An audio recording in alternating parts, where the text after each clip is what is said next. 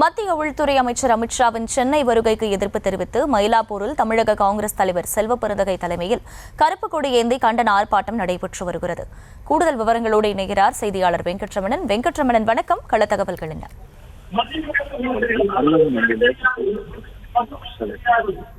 இந்தியாவினுடைய அரசியல் சட்டத்தை காப்பதற்காக குறிப்பாக சென்னை வந்திருக்கக்கூடிய மத்திய உள்துறை அமைச்சர் அமித்ஷாவை கண்டித்து கருப்பு கொடி ஏறி இப்பொழுது காங்கிரஸ் கட்சியினர் கண்டன ஆர்ப்பாட்டத்தை மேற்கொண்டு வருகின்றனர்.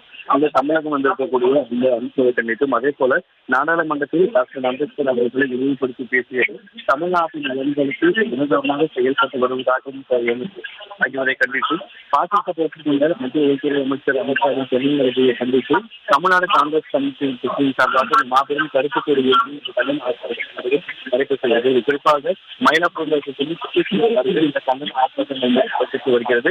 தமிழக காங்கிரஸ் கமிட்டி செல்லப்பட்ட தலைமையில் இந்த ஆர்ப்பாட்டம் நடைபெறும் என தெரிவிக்கப்பட்டிருந்தாலும் கூட ஆர்ப்பாட்டம் தொடங்கி சூழலில் மற்ற கட்சி நிர்வாகிகள் தற்போது இந்த போராட்டத்தை இருக்கிறார்கள். குறிப்பாக சற்று நேரத்தில்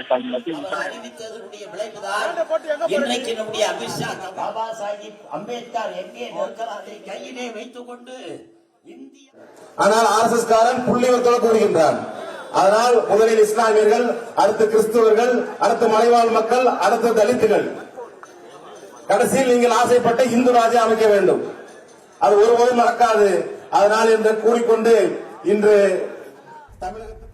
மத்திய உள்துறை அமைச்சர் அமித்ஷாவின் சென்னை வருகைக்கு எதிர்ப்பு தெரிவித்து மயிலாப்பூரில் தமிழக காங்கிரஸ் தலைவரின் தலைமையில் கருப்பு கொடி ஏந்தி கண்டன ஆர்ப்பாட்டம் நடைபெற்று வருகிறது. அந்த காட்சிகளை பார்த்தோம். விவரங்களுக்கு நன்றி வெங்கட்ரமணன்.